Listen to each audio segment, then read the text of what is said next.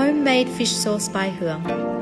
Today we're going to do a 2-in-1 fish sauce, and it starts out as mắm nêm and then works its way into fish sauce after a couple of filtrations.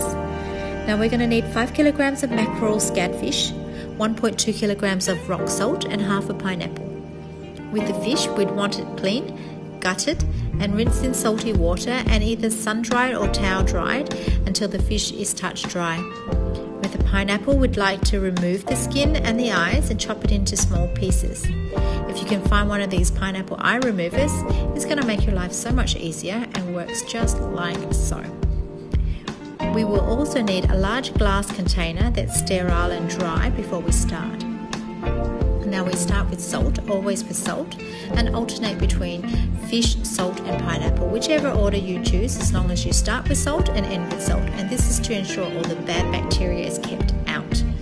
Now we've chosen to use pineapple because it contains an enzyme called bromelain. Now the bromelain breaks down protein and ensures a faster fermentation, so instead of 12 months we can expect 6 to 9 months depending on temperature. Now once we've finished, we will seal the container with an airtight lid. If it's not airtight, you can just glad wrap a couple of layers and it'll be fine to stop the odours from exuding, although any odours that do exude is actually quite pleasant and not as bad as you would like to think. Now here we're finishing off with the top layer of salt, and then once we seal the lid, we will wrap it with a towel, and this is to ensure the contents remain dark and the colours nice. Afterwards, we will occasionally bring it out into the sun to sunbake, and the reason for this is that the higher temperatures speed up fermentation. And every 1 or 2 months, you should give it a good stir or a good shake to ensure that the contents are well distributed.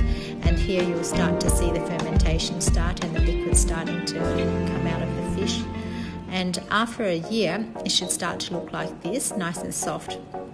Now we'd want to mash it up and then strain it through a colander that has been lined with cotton cloth, and don't force anything through, just let it drip, let gravity feed the fluid through, drip by drip, and then you'll end up with beautiful fish sauce like this.